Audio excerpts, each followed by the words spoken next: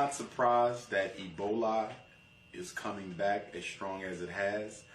I predicted a couple years ago that if enough African Americans did not die from AIDS, that they would bring Ebola here as well. Now, AIDS and Ebola share a common origin because they were both created by the United States Army's Biological Weapons Division in Fort Detrick, Maryland. And the documentation is there.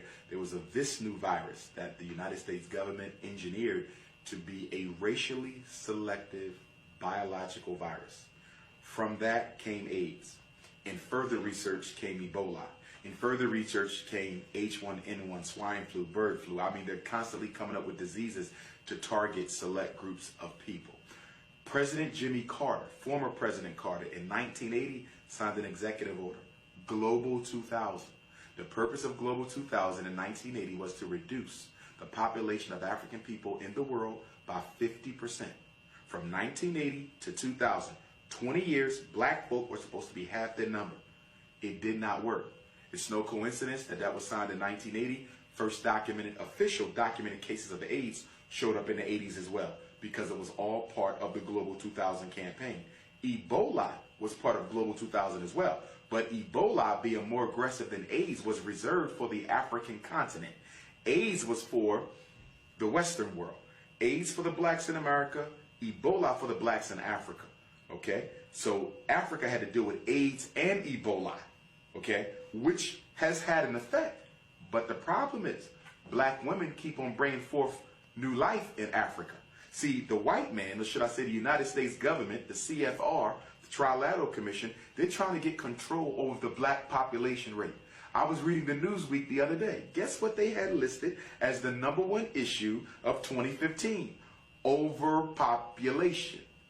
Falsely arguing that there's not enough food to feed people. Well, we know that's not true because I did a research study on that in college that said there's enough food in the world produced to make everybody on earth obese.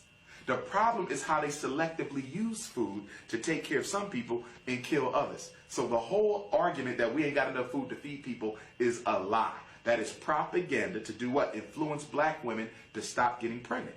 President Obama, what's one of the things he did? When he became president, he reversed a federal ban that prohibited taxpayers' money from going to organizations in Africa that advocated for hysterectomy and abortion.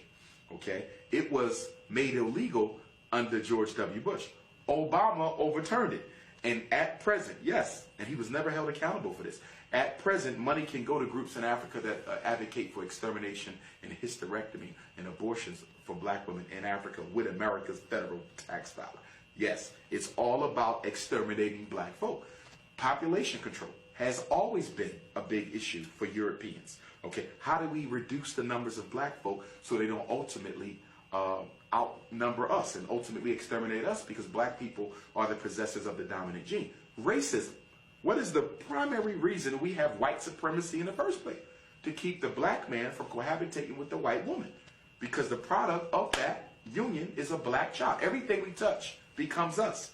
That makes us uniquely powerful, and it makes everyone else uniquely jealous. Anything the African touches produces an African child. So you have to contain us, #1, and then you have to influence us to stop reproducing. That's why they're sending so many black women to college in Africa. This is a strategy that came from CFR. The research says that the more educated black women are, the less they're willing to have children. So the reason that you see this push for equal rights for African women isn't because they care about African women. It's because if we get her a job and if we get her into college, she's going to stop having babies and she'll be more likely to use birth control. Ebola is about birth control. And the interesting thing about AIDS and Ebola is they tell us what?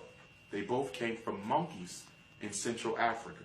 They want black people to actually believe that a monkey gave a black woman AIDS and a monkey gave a black woman Ebola, and that those black women brought that stuff over to America. And this is the official argument from the United States government right now, that these two diseases came from Africa. In fact, Ebola is named after the Ebola River. It gets its name from Africa. They want us to believe that it came from us, as they like everything, want people to believe that everything came from Africa, as opposed to accepting that these diseases were man-made, white man-made, right here in the United States of America. Let's not even add the conspiracy of the AIDS virus an AIDS virus that is a classic disease that was created in Fort McKinley, United States. Fort McKinley, the AIDS virus, 63,000 gallons. A designer disease was created, 63,000 gallons of it in Fort McKinley, and designated for Africa and designated for other places in the world in order to meet what was called the UN World Health Organization mandate called Population 2000. How many people ever heard of that? Population 2000 was that by the year 2000, the UN World Health Organization had the mandate to bring the population of the world down by 36 million. To do what? To protect Western civilization, because the greatest threat to Western civilization at that time, in 1971, was the threat of overpopulation of India, Pakistan, Far East Asia, Africa, South America. Now, for Africa, they chose AIDS. For China, they chose one child for one family. And if you don't want to know what that means, somebody needs to visit China and understand what that means. One child per family. What that means. It means that anybody in China that has a second child, they are arrested. The woman has a hysterectomy. The man has a vasectomy. They are put in jail as an example. And that child that they had, the second one, the pregnancy, is aborted. One child. That's the law in China. Who made that law? The Chinese, through the World Health Organization. I don't have to tell the people from India and Pakistan about the birth control that they have adopted in India. I don't have to tell anybody about that. But the AIDS virus is killing right now. If you want to know, the AIDS virus is killing 8.7 million people per year. Now you add that up per month, or you add it up per week. 52 into 8 million. That'll tell you how many people a week are dying in Africa by the AIDS virus, which is a conspiracy.